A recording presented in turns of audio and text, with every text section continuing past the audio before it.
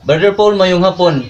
Ako si Jeron Saro, usa ka magtutudlo sa Langi National High School, usa ko ka science teacher. Aduna ako'y pangutana kanimo, bahin kini sa usa ka inahan nga dili himsog ang pagbabdos.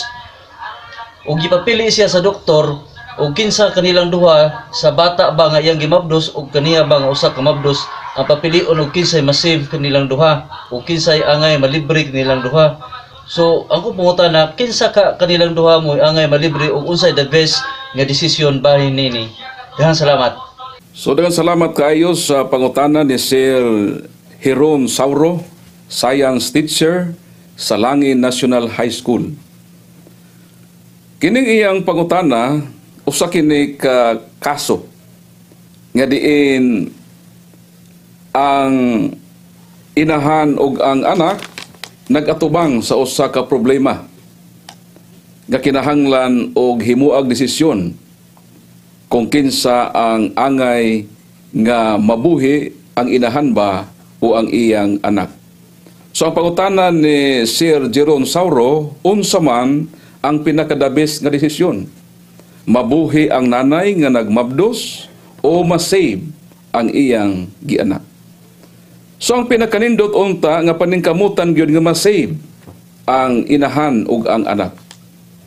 Pero kung ang bugtong paagi nga usa lang ka kinabuhi ang angay mabuhi ug ang isa ka kinabuhi makalas, usa gayud kini ka kaso nga nagkinahanglan og usa ka makuti nga pagtimbang-timbang o pagpamalandong.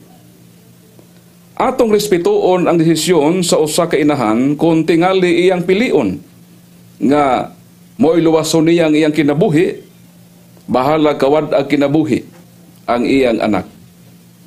Apan atong gisaluduhan ang usa ka inahan nga mupili nga malipayon niyang dawaton ang kamatayon aron maoy mabuhi ang iyang hinigugmang anak.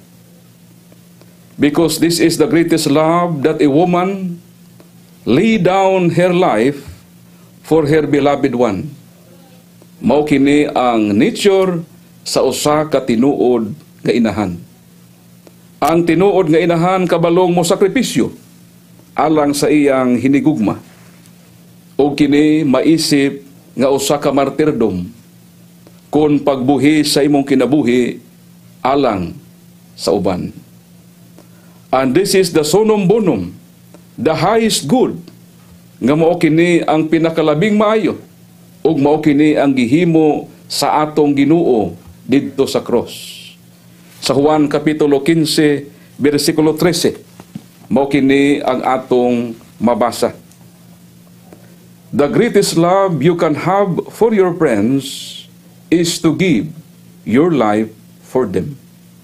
So ang pinaka labaw nga paghigugma nga mahimo sa usa ka tawo mao ang paghatag sa iyang kinabuhi sa usa nga iyang gihigugma.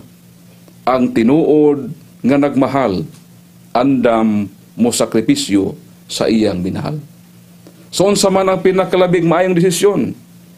Ang pagluwas ba sa imong kinabuhi o kawad ang kinabuhi ang imong hinigugma o ang pagtugyan nimo sa imong kinabuhi alang sa imong binahal?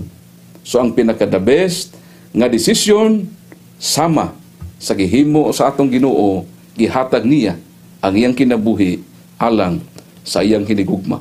Og dinhi matouch ang kasing-kasing sa atong Ginoo tungod kay mausab kini ang gihimo sa Ginoo sa iyang paghigugma kanato. So I hope kining maong pagpatin-aw Brother Jeron Saro, science teacher diha sa Langi National High School, makahatag o guidance sa usa ka tawo nga nagatubang nining usa ka makuti nga desisyon sa iyang kinabuhi.